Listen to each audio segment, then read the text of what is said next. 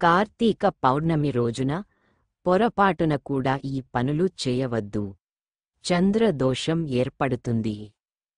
కార్తీక మాసంలోని పౌర్ణమి సంవత్సరంలో అత్యంత పవిత్రమైన విశిష్టమైన పౌర్ణమిగా పరిగణించబడుతుంది. కార్తీక పౌర్ణమి రోజున పవిత్ర నదులలో స్నానాలు చేసి దీపాలు వెలిగిస్తారు. దానధర్మాలు చేస్తారు. అయితే ఈ రోజున కొన్ని పనులు చేయడం నిషేధించబడింది. అటువంటి పరిస్థితిలో కార్తీక పౌర్ణమి నాడు మనం ఏమి చేయకూడదో తెలుసుకుందాం. హిందూ మతంలో కార్తీక మాసానికి ప్రత్యేక ప్రాధాన్యత ఉంది. ఈ నెల ఆధ్యాత్మిక మాసం. దీపావళి నుంచి పోలి స్వర్గం వరకు రోజూ నదీ స్నానం, పూజలు, దీపదానం వంటి కార్యక్రమాలను నిర్వహిస్తూ ఉంటారు.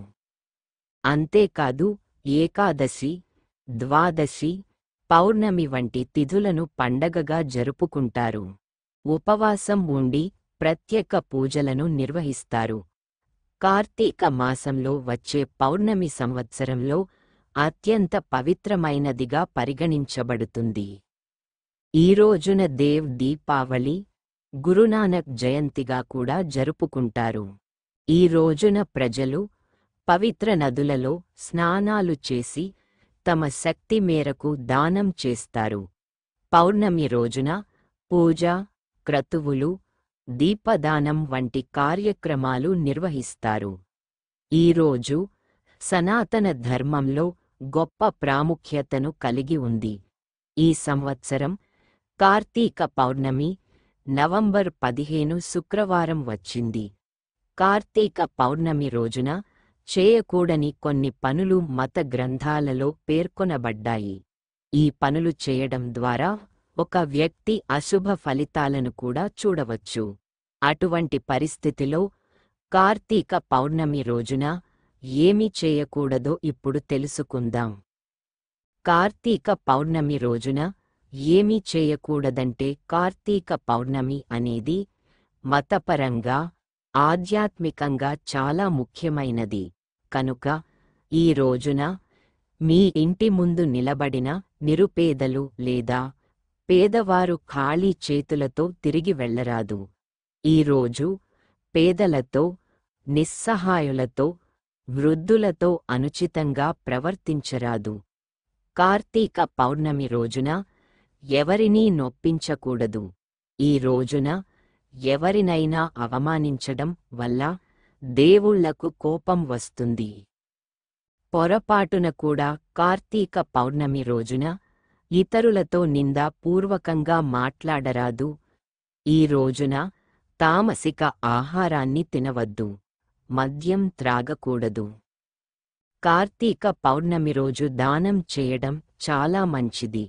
అయితే ఈ రోజున వెండి పాత్రలు, పాలు లేదా పాల ఉత్పత్తులను దానం చేయకూడదు. వెండి పాత్రలు, పాలు దానం చేయడం వలన చంద్రదోషం ఏర్పడవచ్చు. దీని కారణంగా వ్యక్తి ఆర్థిక సమస్యలను ఎదుర్కోవలసి ఉంటుంది. కార్తీక పౌర్ణమి రోజున ఇంట్లో ఏ గదిలోనూ చీకటిగా ఉండకూడదు. అలాగే ఇంటిని మురికిగా కూడా ఉంచకూడదు. ఈ రోజు పరిశుభ్రతపై ప్రత్యేక శ్రద్ధ వహించాలి. కార్తీక పౌర్ణమి రోజున చీకటిగా అపరిశుభ్రంగా ఉండే ఇంట్లో సంపదకు అధిదేవత అయిన లక్ష్మీదేవి అడుగుపెట్టదు. ఆగ్రహించి ఇంటి ద్వారం వద్ద నుంచే తిరిగి వెళ్ళిపోతుందని నమ్మకం. కార్తీక పూర్ణిమ రోజున ఏ పనులు చేయకూడదంటే కార్తీక పౌర్ణమి రోజున వెల్లుల్లి, ఉల్లి, మాంసం, చేపలు వంటి తామసిక ఆహారాన్ని తీసుకోకూడదు. ఈ రోజున నలుపు రంగు దుస్తులు ధరించకూడదు. ఈ రోజున తెల్లని రంగు దుస్తులు ధరించడం శుభప్రదంగా భావిస్తారు.